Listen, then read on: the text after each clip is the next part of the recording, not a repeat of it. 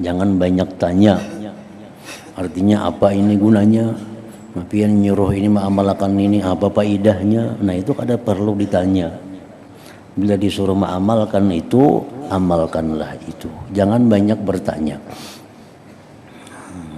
Karena dengan mengamalkan ilmu itu akan terbuka pendinding, akan terbuka hijab ilmu-ilmu yang belum diketahuinya.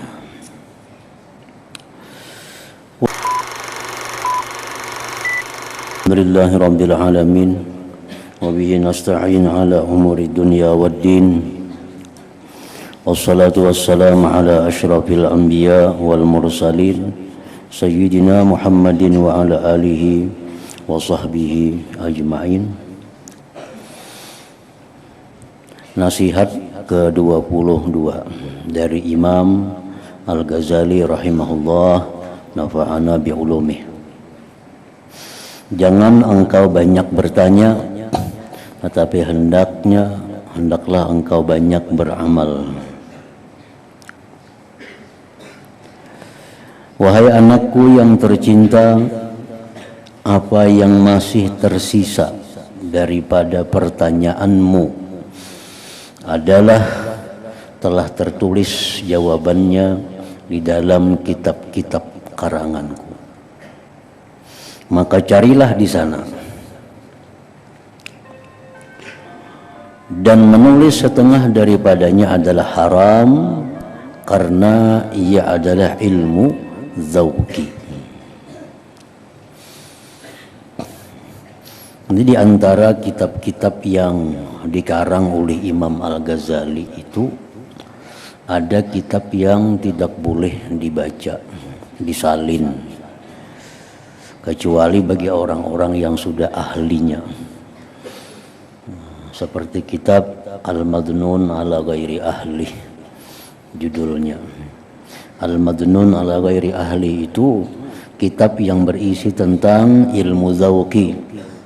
Nah itu kada boleh membaca kitab itu, mengajarkannya, belajarnya, menyalinnya kalau bukan ahli di dalam masalah itu. Artinya kalau belum kuat pondasi, belum kuat dasar ilmu yang di bawah, nah jangan hendak membaca kitab itu. Dan beramallah dengan ilmu yang telah engkau ketahui, supaya terbuka bagimu hijab, terbuka bagimu dinding ilmu yang belum engkau ketahui. Artinya apa yang disuruh diamalkan, amalkan. Jangan banyak tanya. Artinya apa ini gunanya? Mapian nyuruh ini mengamalkan ini apa faedahnya? Nah itu kada perlu ditanya. Bila disuruh mengamalkan itu, amalkanlah itu. Jangan banyak bertanya. Karena dengan mengamalkan ilmu itu akan terbuka pendinding, akan terbuka hijab ilmu-ilmu yang belum diketahuinya.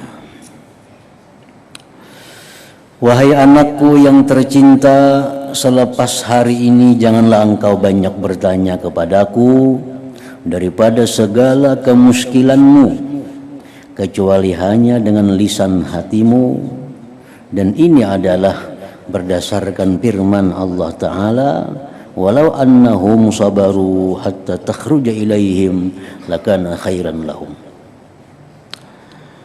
Nah, maksudnya seandainya mereka bersabar menunggu sehingga engkau wahai Muhammad keluar menghadapi mereka, maka itu adalah sesungguhnya lebih baik bagi mereka. Jadi sahabat-sahabat itu dahulu kalau hendak berhilang ke rumah Nabi itu mengatuk lawang Nabi. Mengatuk.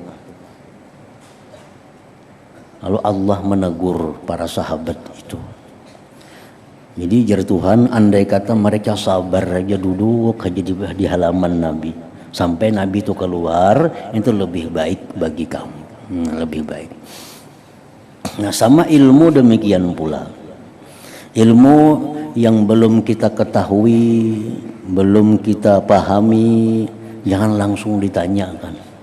Barangkali kita di hari-hari berikutnya ada keterangan guru yang menjelaskan tentang apa yang kita pertanyakan itu.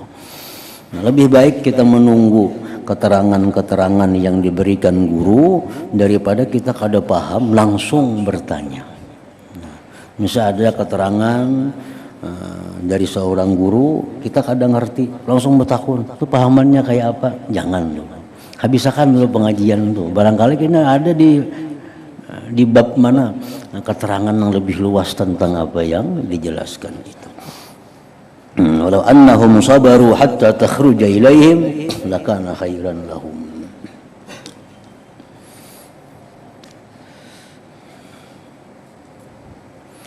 Dan terimalah nasihat Al-Khidir alaihi salam ketika ia berkata kepada Nabi Musa alaihi salam.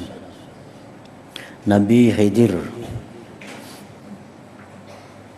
merupakan gurunya Nabi Musa dalam ilmu saub, ilmu batin.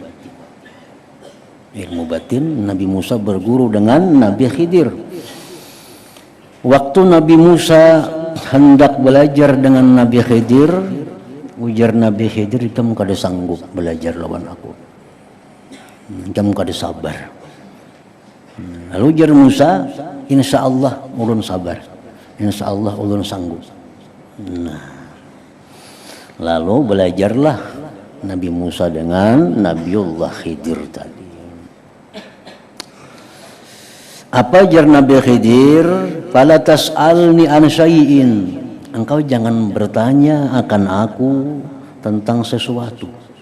Hatta uhdisa laka minhu dzikra. Maka janganlah engkau segera bertanya kepadaku tentang sesuatu sehingga sampai masanya aku akan memberitahu tentang hal itu kepadamu. Apa yang kukatakan, apa yang kuperbuat, ikam jangan bertanya, karena ada saatnya aku menjelaskan itu, ujar Nabi Khidir kepada Nabi Musa. Dan Nabi Musa siap menerima itu. Nabi Musa alim daripada Khidir kalau bidang ilmu zahir, ilmu syariah. Tapi kalau bidang ilmu batin, Nabi Khidir lebih dalam daripada Nabi Musa. Oleh karena itu Allah perintahkan Nabi Musa belajar ilmu batin kepada Nabiullah Khidir ini. Nah, di dalam ceritanya Musa dan Khidir berjalan di pesisir laut, di pesisir lautan. Ada kapal. Nah, jar Khidir, wahai Musa, kita umpat kapal itu.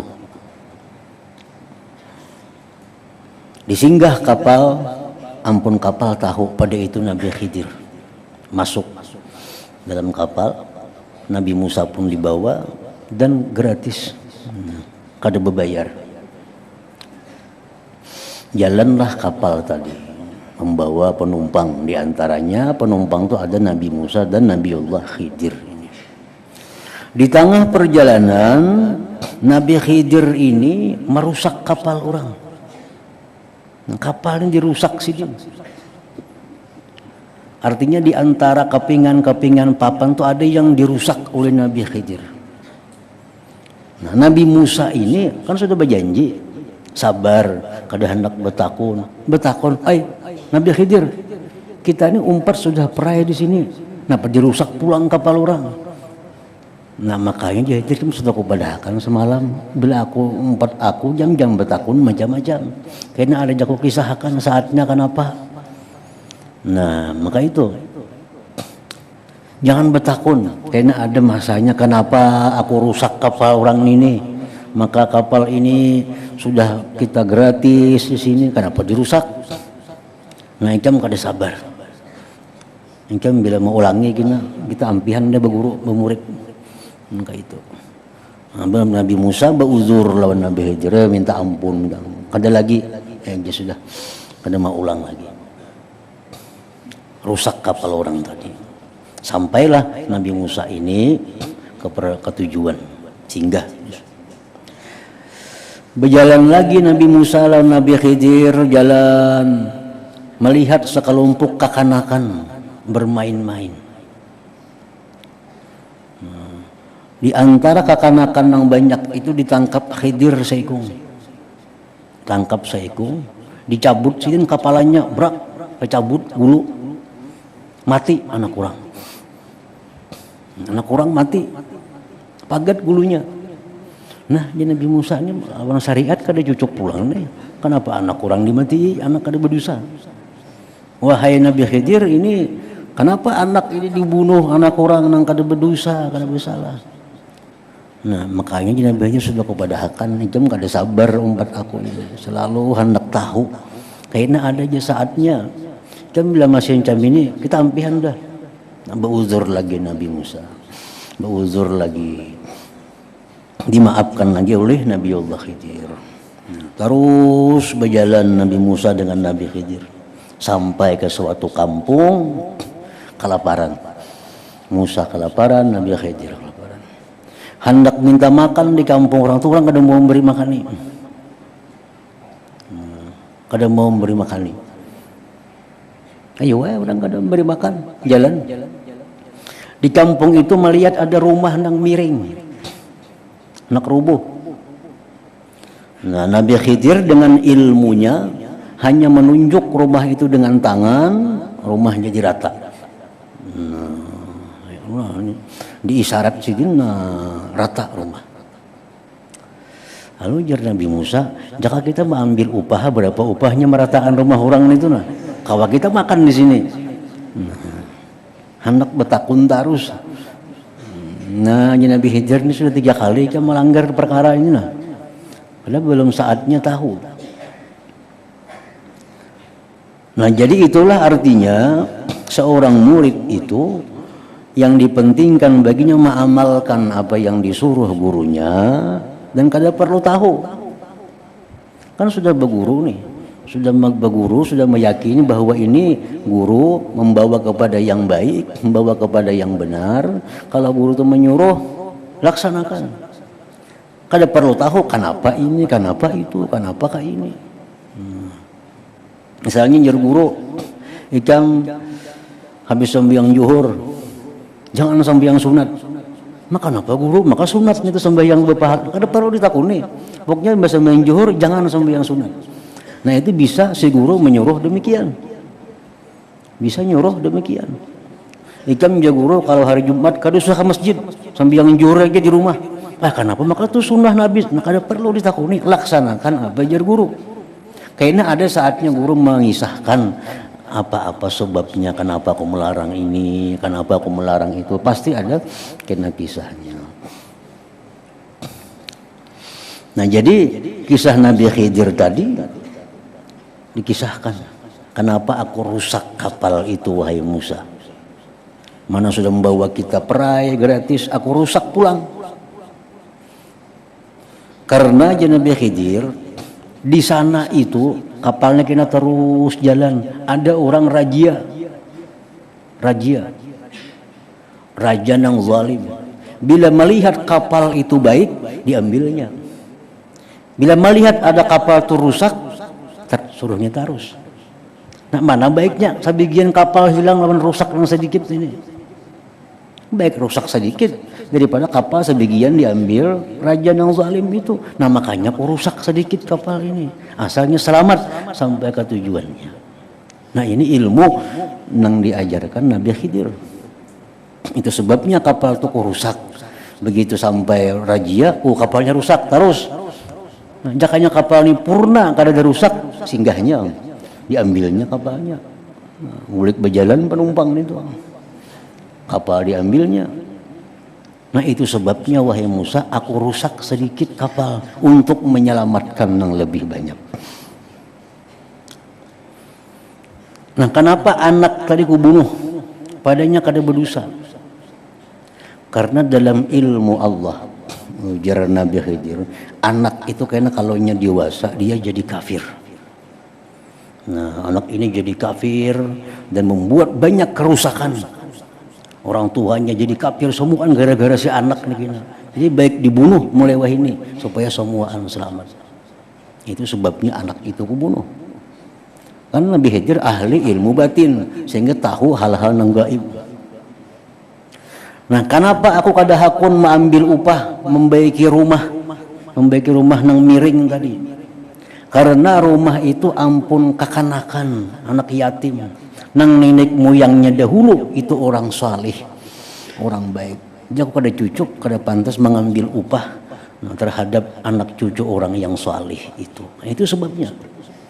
Nah, jadi itulah pengetahuan. Kalau sampai saatnya kita dikisahkan aja oleh guru itu.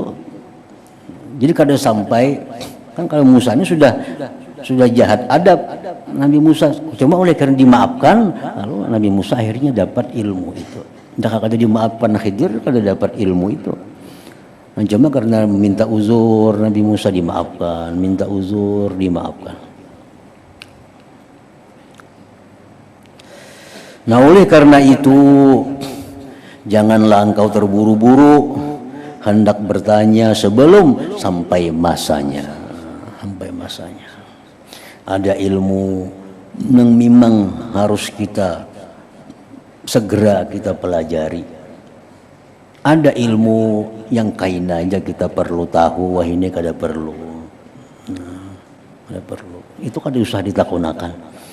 Yang kita tanyakan tuh ilmu yang bersangkutan hubungan kita dengan Allah, hubungan kita dengan makhluk Allah, nang segera kita tahu. Untuk takunakan aja. Kalau ilmu nang bakal nang belum lagi kita masaknya, kada perlu ditakunakan. Tunggu aja kayaknya sampai masanya tahu. Kalau kita kada bisi harta, kada perlu bertakun berapa guru jakatnya unta atau bisi unta aja kada ada, kenapa bertakun masalah unta? Bisi unta kada ada, bertakun berapa guru jakatnya unta itu bisi unta aja kada ada perlu. Berapa jakatnya emas, bisi emas saja kada ada, bertakun jakat emas. Nah, itu kada perlu.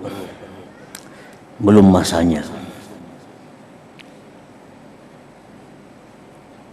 Nah, ini orang yang mempelajari ilmu suluk supaya hati jangan banyak diisi dengan hal-hal yang belum bermanfaat lagi. Jadi hati ini terfokus hanya berisi dengan perkara-perkara yang bermanfaat pada saat itu. Yang kada bermanfaat pada perlu diisi. Karena membanyaki pikiran, memecah belah konsentrasi untuk beramal, untuk khusyuk, untuk beribadah kepada Allah.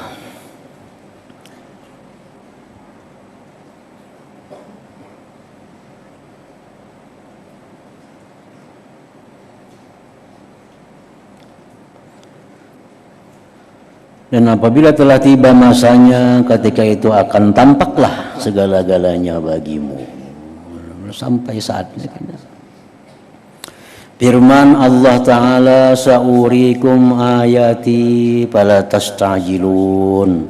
Maksudnya selagi akan aku perlihatkan akan kamu akan tanda-tanda kebesaranku, maka jangan kamu terburu-buru mendesak aku, menjadi Tuhan. Jangan terburu-buru.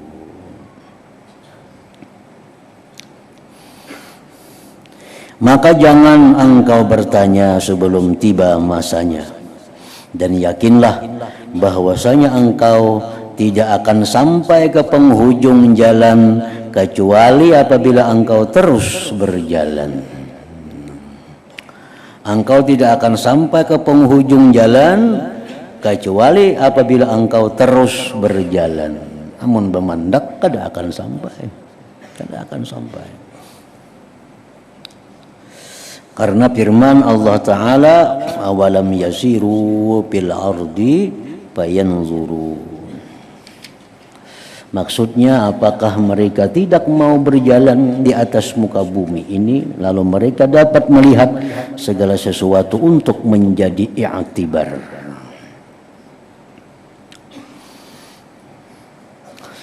Wahai anakku yang tercinta, demi Allah, seandainya engkau terus berjalan, engkau akan melihat perkara-perkara yang sangat ajaib pada setiap tempat.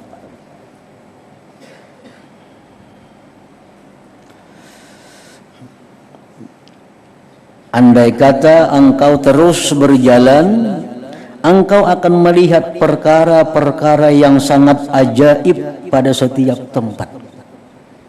Karena setiap tempat itu ada mempunyai pemandangan-pemandangan yang diberikan Allah.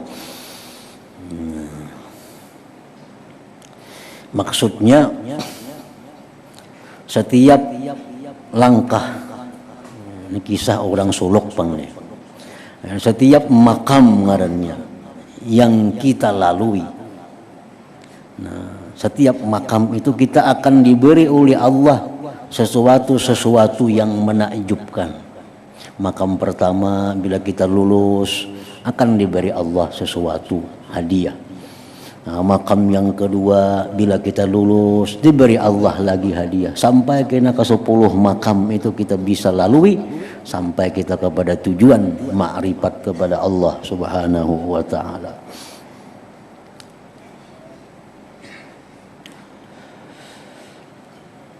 Jadi misalnya kayak orang hendak ke Banjarmasin, itu melalui tempat-tempat sampai di kandangan, melihat hal-hal nang ini itu.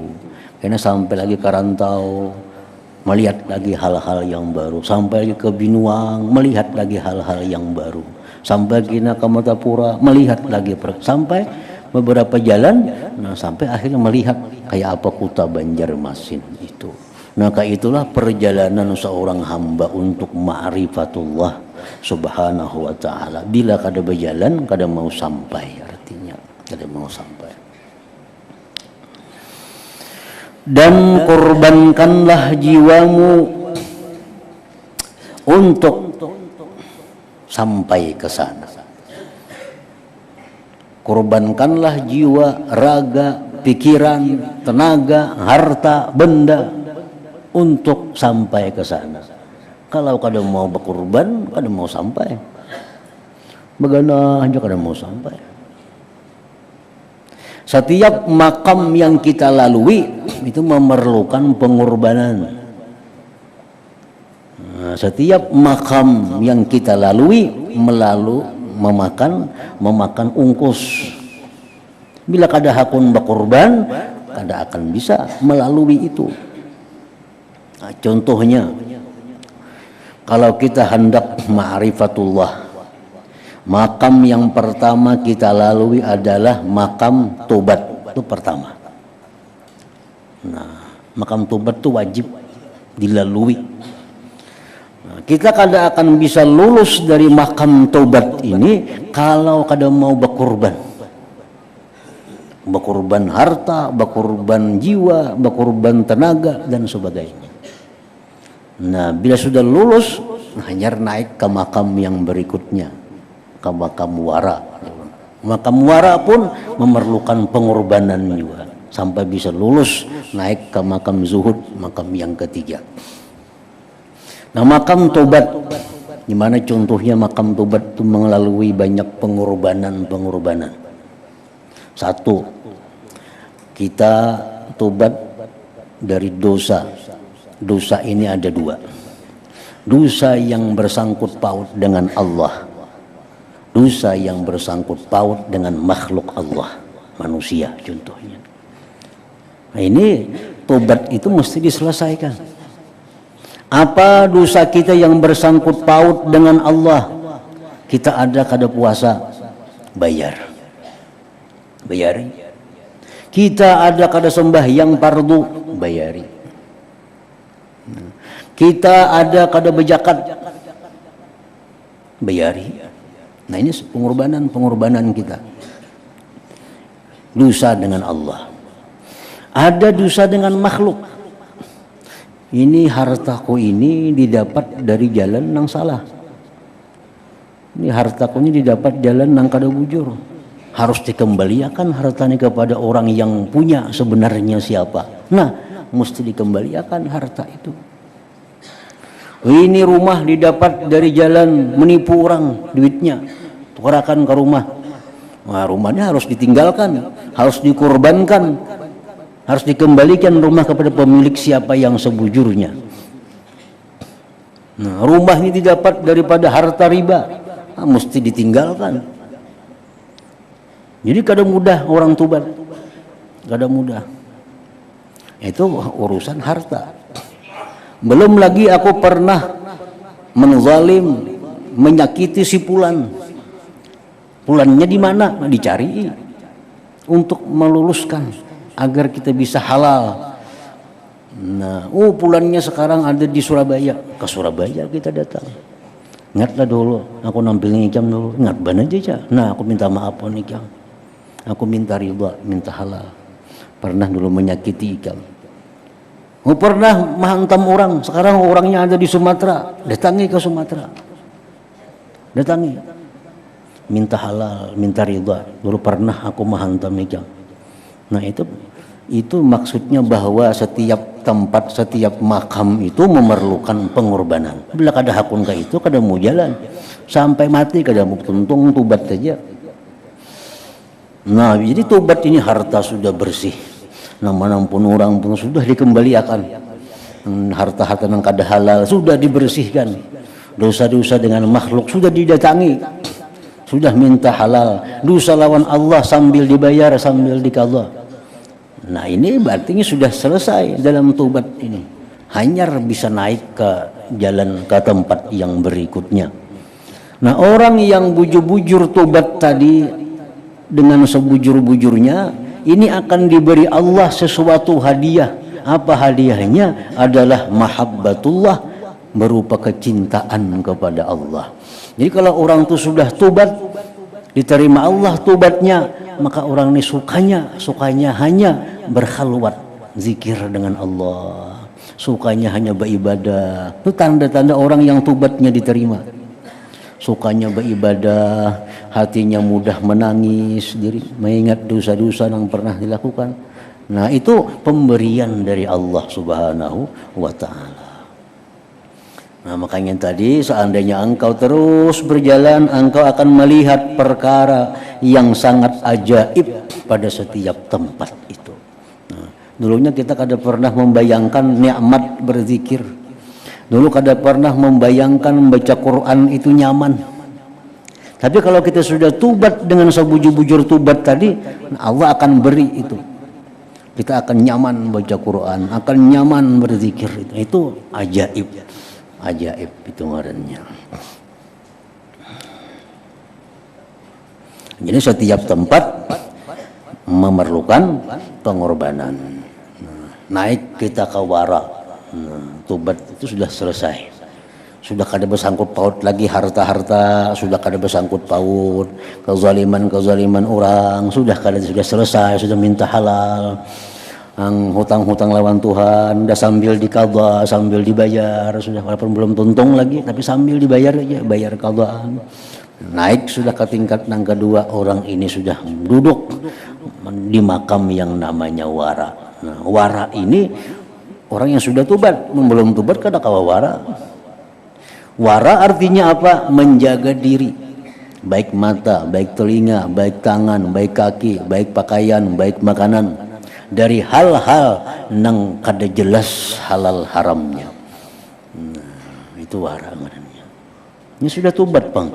Sudah bersih, sayangannya dirigati pulang. Sayangannya dikotori pulang. Jadi ada harta nang bila kada jelas halal haramnya, kada usah diambil. Bila ada harta nang kada jelas halal haramnya, apalagi banyak condong kepada yang haram maginnya. Ada alamat-alamat yang menunjukkan banyak haramnya, kada usah diambil. Nah, itu sudah makam yang kedua. Nah, sudah melangkah langkah yang kedua untuk mencapai ma'rifat kepada Allah itu. Nah, ya wara ngarannya. Di saat orang duduk di makam wara ini, orang sangat hati-hati. Bertutur kata hati-hati, berpakaian hati-hati, makan minum hati-hati, menerima duit hati-hati. Kalau ini duit nang haram, kalau ini makanan nang haram, karena ini sudah sedang duduk di makam wara itu. Nah, lain dengan orang yang ma'rifat kepada Allah. Orang ma'rifat kepada Allah itu orang nang melihat ini duit halal, ini duit haram. Itu sudah orang melihat dengan hakikat sesuatu. Jadi orang ma'rifat itu bisa bertentangan dengan orang wara. Karena orang wara ini orang yang mengambil sesuatu berdasarkan zahir. Sedangkan orang yang sudah ma'rifat itu mengambil sesuatu berdasarkan batinnya. Nah, ada orang gawian perampok. Lalu si perampok ini hendak memberi duit lawan orang wara. Kada bani mengambil. Karena zahirnya orang ini merampok. Terkenal ada perampok di mana-mana orang tahu pada gawiannya merampok, mencuntan. Ini orang warak, kada bani mengambil. Karena zahir menunjukkan ini kada baik. Nah, sedangkan orang yang sudah ma'rifat dengan Allah diberi duit oleh si perampok, inya mengambil. Kenapa? Inya melihat ini bukan duit rampukan, ini duit warisan abahnya. Nah, inya melihat. Inya melihat. Jadi ambilnya duitnya. Karena batinnya melihat duit yang dikasihkan ini bukan duit rampukan, ini duit dari warisan arwah abahnya misalnya, atau duit hadiah dari siapa kepadanya, itu yang diberiakannya lawan aku. Nah, ini orang ma'rifat melihat. Orang wara belum melihat lagi, karena masih dalam kedudukan yang kedua untuk mencapai ma'rifatullah itu. Nah, jadi naik satu persatu Kandangan, Rantau, Binuang, Martapura, Banjarbaru hanya sampai ke Banjarmasin. Setiap tempat, setiap jalan itu memerlukan pengorbanan.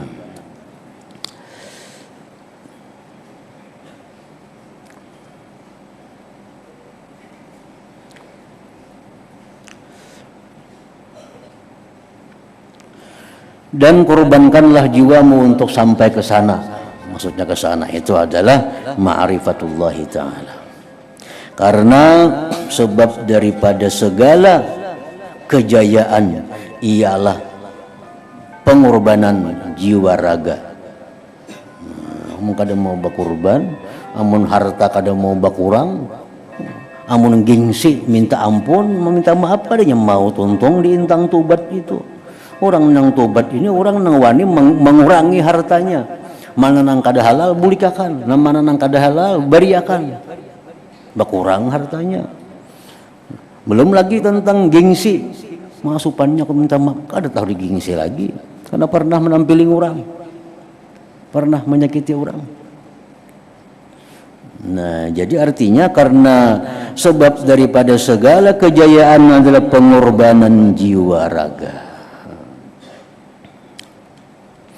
Seperti perkataan Zunnun al-Misri rahimahullahu ta'ala bagi salah seorang muridnya.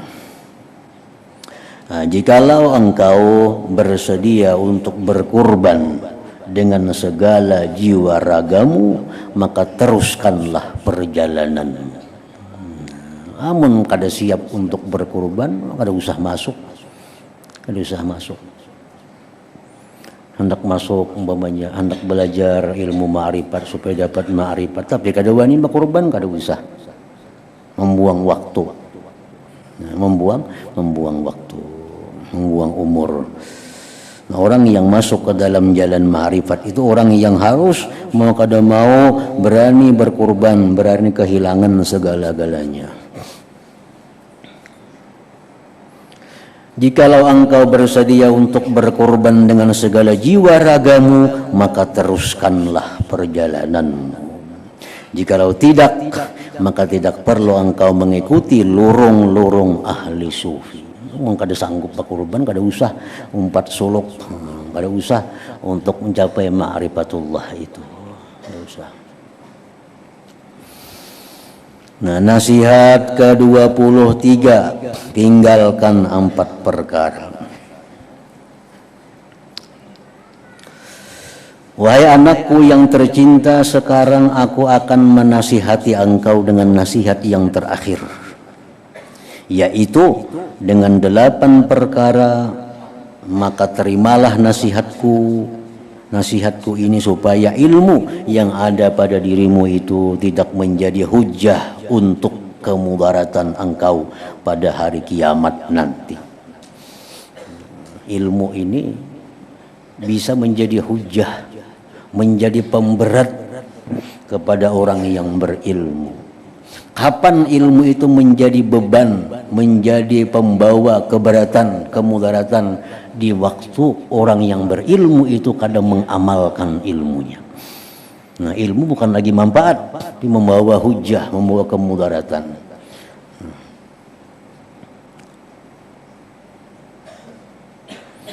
Supaya ilmu yang ada pada dirimu itu tidak menjadi hujah untuk kemudaratan engkau pada hari kiamat nanti. Jadi setiap kita mendengar ada ilmu-ilmu, nah itu kita disuruh menyambut di dalam hati dan bersiap untuk mengamalkannya. Nah, disuruh kita mendengar ilmu, oh ini bagus, jar Nabi ada hadisnya.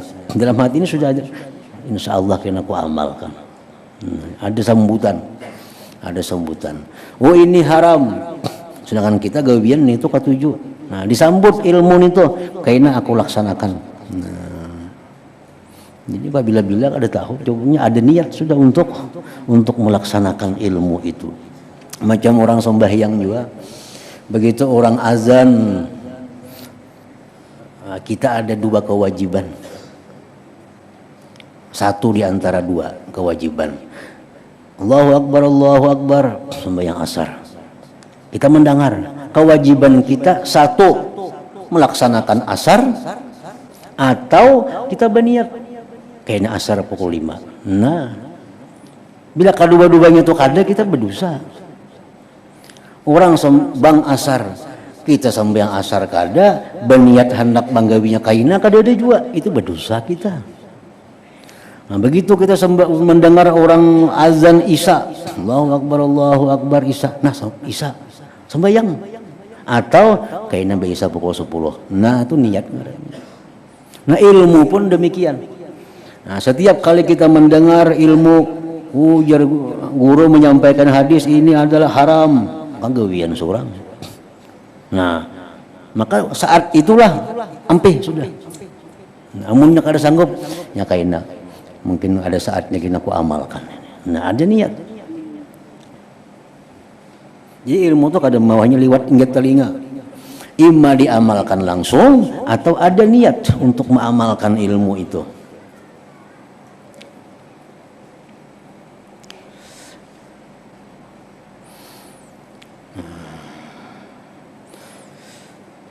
Delapan perkara ini terbagi kepada dua. 4 perkara mesti engkau tinggalkan dan 4 perkara lagi mesti engkau laksanakan. Adapun 4 perkara yang mesti engkau tinggalkan, maka yaitu perkara pertama, janganlah engkau bertengkar. Artinya berdebat. Maksud bertengkar ini berdebat. Nah, kayak kita misalnya berkunut, kan ada dalilnya. Ini itu. Ada orang yang kada berkunut, dalilnya pun ada. Kada perlu berdebat itu, sudah ada dalilnya. Ayo kita berkumpul, kita berdebat macam mulut mana ada dalilnya. Kami nang kada maulid, ini dalilnya. Kada perlu berdebat itu, masing-masing ada dalil dan sama-sama dari ulama. Nang menyuruh mulut daripada ulama juga, baik maulid itu ini, baik maulid itu dari ulama. Nang melarang mulut itu ulama juga, bukan nabi. Nabi kan ada hadisnya jangan maulid, kan ada dari ulama juga mempaham hadis nabi. Nang menyuruh maulid pun ulama mempaham dari hadis nabi juga. Bila kita berdebat itu merusak ilmu. Kada usah diperdebatkan, gawi-gawi kadang-kadang sama-sama jar ulama, kadang-kadang jar nabinya. Nah, jadi sama mempaham. Maulid kada baik, kada boleh, ini hadisnya. Bukan itu pahamannya hadis kayak itu. Si ulama ini mempaham, secara jelas hadisnya kada ada kayak itu. Kada ada. Jangan maulid, kada boleh. Kada ada hadis nabi. Cari aja kitab hadis ada kayak itu. Nah, cuma ada hadis macam ini, nah itu pahamannya jar para ulama, jangan kita maulid. Ulama yang menyimpulkan. Baik mengadakan maulid itu ulama juga yang menyimpulkan. Kada ada yang dari nabi. Kalau berdebat kada ada gunanya. Kalau panang kalah bakal ampih kan ada harapan. Itu ini berdebat. Ada orang nang bakunut sembahyang, ada nang kada bakunut berdebat, bahabangan muha, bemalamanan. Ternyata kalah saya kong. Apa yang kada bakunut sembahyang, kada mau bakunut. Kada ada gunanya.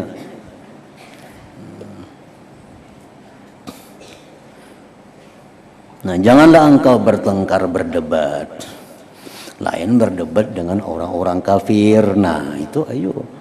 Orang-orang nang musyrik, orang-orang nang menyekutukan Allah, nyembah berhala, nyembah patung. Nah, kita ayo berdebat supaya nyembah Islam, supaya dapat hidayah dari Allah. Nah, itu bagus. Berdebat antar bubuan kita kalau ada gunanya, membuang waktu dan lagi menimbulkan hal-hal yang kada bagus. Janganlah engkau bertengkar berdebat dengan seseorang pada apa jua masalah, karena pertengkaran itu mengandungi bermacam-macam penyakit. Dosanya jauh lebih besar daripada faidahnya. Karena pertengkaran itu sebab segala perangai yang jahat seperti riya, hasad, dengki, takabur, dengki, permusuhan, dan merasa bangga dengan kemampuan diri sendiri, dan yang lain-lain lagi. Itu penyakit orang yang berdebat. Nah, jikalau engkau pada suatu hari terhirit kepada pertengkaran antara engkau dengan orang lain atau dengan sekumpulan orang, dan adalah niat yang ada di hatimu untuk menzahirkan kebenaran supaya kebenaran itu tidak hilang, maka bolehlah engkau berbuat demikian. Nah, ini ada kelompok nang kada bersembahyangan. Ini sudah nyata. Kada ada ulama nang membolehkan orang kada sembahyang itu. Kada ada ulama nang merayakan sembahyang itu, kada ada ulama. Mulai zaman Nabi sampai hari kiamat, bila orang tuh bagaler masuk ulama, kada ada nang mengajarkan kada bersembahyangan. Kada ada. Kalau itu ulama, karena ulama ini warasatul anbiya. Ulama itu pewaris para nabi. Nabi sembahyang, ulama sembahyang juga. Kalau ada mengajarkan kada bersembahyangan tuh kada ulama. Ada ulama. Nah, ini ada ajaran yang kada bersembahyangan. Nah, ayo aja berdebat kita. Tapi niat hanya untuk menampakkan kebenaran, menampakkan kebenaran.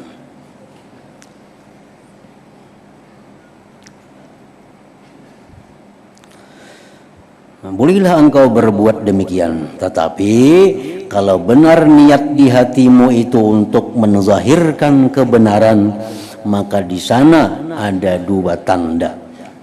Tanda bujurkah kita, niat kita menegakkan kebenaran, atau niat kita hendak menampakkan kepintaran.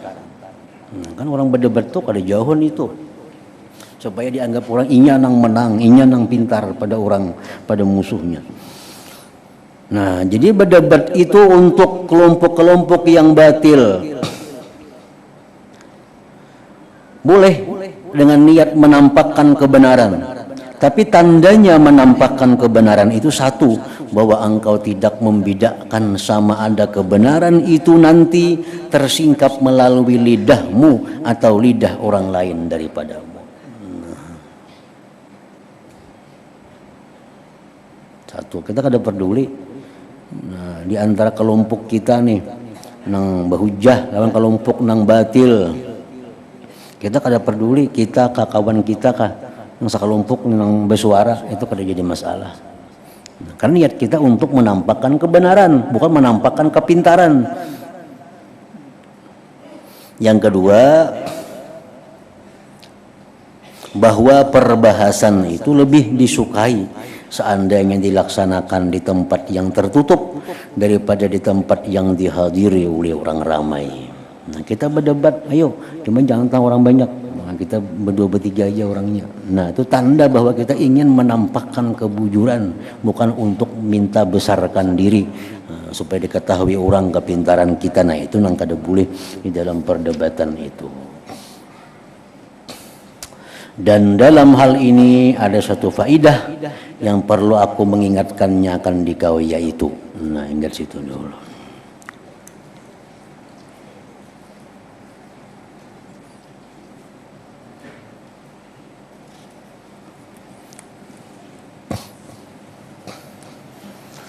أفضل الذكر فاعلم أنه لا إله إلا الله محمد رسول الله لا إله إلا الله محمد رسول الله لا إله إلا الله محمد رسول الله لا إله إلا الله لا إله إلا الله لا إله إلا الله لا إله إلا الله لا إله إلا الله الله الله الله الله